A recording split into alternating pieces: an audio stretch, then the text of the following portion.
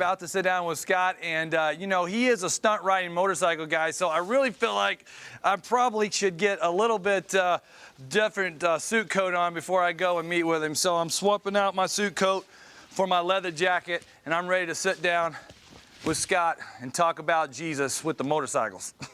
I've been on with Scott before, and he's got his motorcycle right here in the studio. There he is getting ready to head out, and just hearing his testimony is great, but not just that, what he's doing. So, wow, that's pretty good there. So excited to see what he has for us.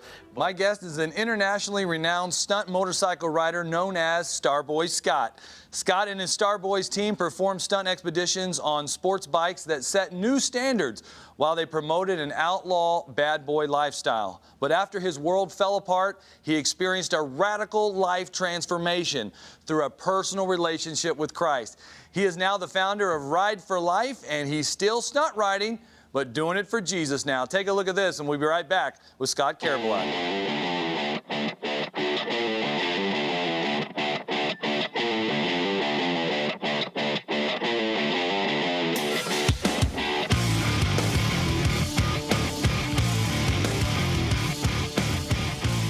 Guys, I care about your future, your principal, your teachers, all those that have allowed us to come back here. This Bama group, they care about you. If you need a mentor, they're right around us. I made every excuse in the world. I shut down. I hardened up. I didn't pay attention when I should have. I didn't take life serious. And I never saw it coming. So what am I here today? Today we're here to do a stunt show, but to give you hope. It's never too late.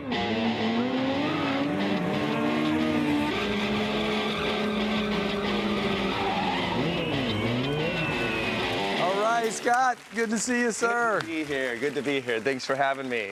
Scott, this is powerful what God has done for your life, and you were not always where you are today. Life was seeking out fame and fortune, riding motorcycles.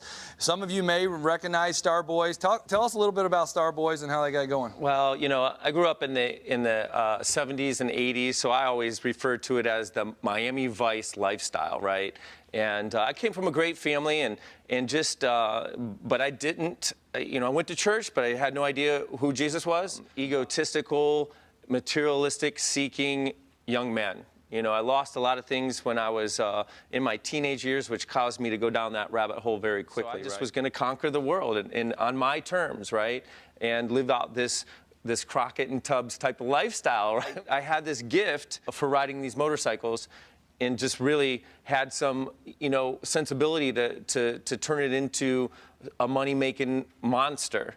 And so we were doing something before internet, before reality TV, people, sure, you know, before DVDs and all this stuff. It was just something that caught the world by surprise.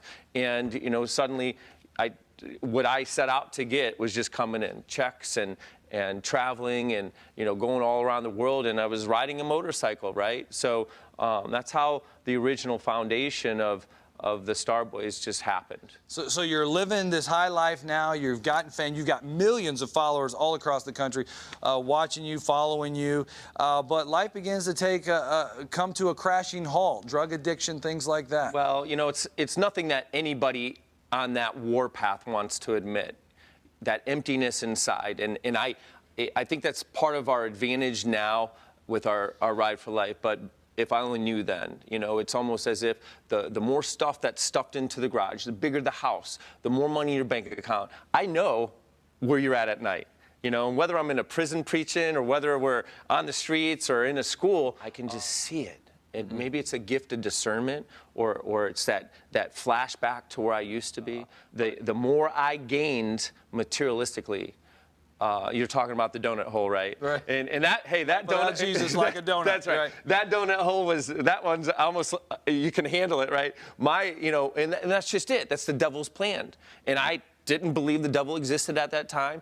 I walked away from God. You know, I actually looked up and in my egotistical state of mind, I said, I don't need you. I got everything. You know, like it was crazy. Just the insanity that in the grasp that the devil really took over my mind, you know, and if he's got that grasp of my mind for long enough, then it starts to erode your heart and your spirit. So anyways, the more I gained in the world, the emptier I was. The pinnacle moment in my life was when I fell in love with my wife, by the grace of God, who's still waiting at home for me. Praise God. And especially when you have kids, you know, I think that's a make or break point for any man or woman that's living in the world. In an egotistical kind of go-get-it type of world. When you look in their eyes, and that's what I say, you know, and you can say, yeah, I got this, and you don't. No. And you realize you don't. No, and it came crashing in. You just about lost or did lose everything. I lost everything, you know, and it's interesting for me because one of the things that we are up against and that I preach about is you never know how addiction's going to come into your life. And for me, I was seeking this filler for that emptiness, which I didn't realize was connected with God. Sure. And just this Jesus-shaped, you know, hole that was waiting to be filled by Him. But anyways, I checked in with doctors. I started with psychiatrists and psychologists, and this is my story, and I don't want to, you know, offend somebody that's out there, but this is the reality of the rabbit hole that I went down that almost ended up taking my life. You know, over 20-some psychologists and psychiatrists, every type of drug that you can imagine, the antidepressants and the anti-anxiety stuff, and, you know, every one of those, you know, lived out this very short, you know, this short lifespan. Sure. Which means it seemed like it worked for a minute, but then, you know, a month, 2 months later, it didn't. You're back to square one, but now you have this addiction problem, and that went on for 15 years. So it came in. I was never a drinker or a drug person because I was always performance driven, right? So I never wanted to lose that mindset, but I believe the devil works a plan either quickly in some people's life or slowly, like Sure. in my life, you know, and sometimes that slower one can ultimately do more damage, you know. So Scott, you're trying to fill that void. You had the fame and the fortune. Life was coming down. Addiction was taking you. Your family, your wife was leaving you. Yeah. You're at a desperate, destructive part in your life. And some of you are watching right now, and maybe you can relate to some of this story, or maybe you're at the beginning of his story where you're seeking that fame and you're on the high pinnacle of where you want to be, but really you're so empty on the inside. Scott, what was the turn for you? From this. And to this day, you know, just going back through some of our events from last year, it was really overcomplicated in my mind, but it was so simple in the end. You know, one of the most discouraging things is when I led that life of self-destruction, because that's what it was. And all that materialistic stuff in the end didn't matter. It was all gone. It really didn't comfort. It never filled a hole. It just made it bigger. All the failed attempts at what the world had to offer to fix this problem inside just made me worse. You know, just coming to that realization that it was almost too late. And now I felt so dirty that I didn't understand who Jesus was, and that was the problem. I talk about this often. By the time I wanted to come back to God, I said, I'm so dirty, why would He want anything to do with me at this point, right? Talk about it. So Yeah. that was the most incredible thing, and just listening to the Roman road and giving your life over to God, and there's different things that we can say. My experience was very simple, and sometimes I think that's how God speaks to me, you know, from the start. If there's anybody that's struggling out there, like it was October 4th, 2011.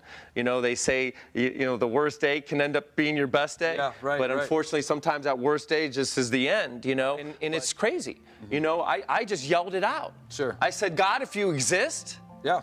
I don't know anything about you. I don't know the New Testament. I know a little bit of the Old Testament. I didn't like what I knew about it anyways, but it was just simple. Yeah. And that's the elegance behind what He did with my life. I said, God, Go ahead. if you exist, Yeah. Yeah. save me. That was it, you know. And as complicated as church or religion or some people want to make it, it wasn't complicated for me. And I look back, and when I have my children around me, or I'm at home and I'm leaving my wife, and what if I wouldn't have said that? How many people, and this is the driving force behind Ride for Life, how many people want to say that don't say that didn't have that encouragement to say it? What if I wouldn't have said it? I wouldn't be here today. I would have never met you guys. Yeah. You know. Your life experienced a total transformation. And while we're on this moment, I want you just to look into your camera, Scott, while you're feeling that piercing, that tugging of the Holy Spirit, and just talk to someone who needs, right here, Scott, just talk to someone who is far from God, and they need to make that life change. Father, go before me right now. you know, all we do and all I pray for through the Ride for Life ministry is to pay back what God has given me to anyone that will listen. Whether you're relating to a tattoo or a story, you have a motorcycle, or you've been down that road that I spoke to, I just tell people, especially addicts, because a lot of times that feeling that you might have is similar to the ones that the devil used to give you. But if you're feeling anything in your heart, if anything in this story or watching this has given you the chills or a funny feeling in your heart, that's the Lord. And that's Christ trying to get to you right now. And I don't ever overcomplicate things. If you're struggling, reach out and ask Him to come into your life. It doesn't matter what you've done, where you're coming from. It doesn't matter what you're doing right now. It doesn't matter if you got a needle in your arm and who knows what the house looks like. The knowledge I have of Christ today is He loves you. He wants you. He wants a personal relationship with you right now. He can take it all away right now, but He's waiting on one person. We can have the whole world praying for you, but He's waiting on one person, just like He was waiting on me. Trust me, there's so many people praying for me, but He was waiting on me. And it's to breathe that life into your lungs. But you have to ask. Drop onto your knees and say, Lord Jesus, come into my heart and save me. Yes, Lord. Further, that you can begin this brand new life, a transformation to take place in your heart, that you can experience life and liberty inside of your heart again, and only God can fill that heart. Scott, I'm so excited to see what God is doing. Not only did He save him, change him, but you're Ride for Life. You're traveling the country now, Correct. Still doing stunt riding Yes. shows. Yes. And reaching people. I see you in the prisons, right? Yes. What are your prisons, festivals, everywhere, right? You know, and the Lord just, once I opened that invitation, He just jumped into me. And what you see, the excitement that you see, that's just Him wanting to use and get me out there and just fill me back up to breathe that fresh air into me.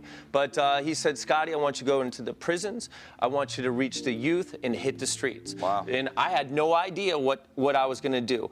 Trust me, you know, that was the other thing the devil hit me with right after I gave my life to the Lord. I didn't know what to expect. I just felt different. I felt something leave my body, which was all the garbage. I felt Him fill me, and I was still a broken man. You know, I was still that guy, you know, just 24 hours ago that wanted to leave this planet. But the bottom line was, you know, I stayed faithful. I believed He exists. He revealed Himself to me, and He put me on this mission. Wow. And I think, you know, He's allowed me to still ride the bikes because I was willing to give everything up just to know Him. You're still riding bikes, but now you're doing it for Jesus. That's right, Amen. man. And now Jesus is the star. That's right. That's what I say. You know, Jesus wonderful. is not my co-pilot. Jesus is the pilot. Well, listen, we've been talking here with Scott Carbolette. He does travel around your festival, your church function. You can call him up, go to his website, find out more how you can be a part of what they're doing, changing lives in a radical way, reaching the unreachable. I've got a rat bike down here that you put together. They call that pretty loud that they use. You got one of your stunt bikes back here. Hey, Scott, I'm going to ask you a favor. I'm getting ready to go back to Tom. Do you mind to start it up? Because you put the jacket on. I put the jacket on. I'm in the mode here. All right, help me out, Scott. All right, here you go. All right, everybody listening at home, I got to do this for you, Tom. All right, thank you very much. Awesome. Boy, don't that get right in your spirit. Tom, isn't that good stuff to hear the life-changing happen in here in Scott's life? Wow, that's awesome and exciting to see what he's doing, and exciting to hear his testimony about how God changed his life, took him from that lowest point, restored everything, and allowing him to just have a tremendous life in ministry.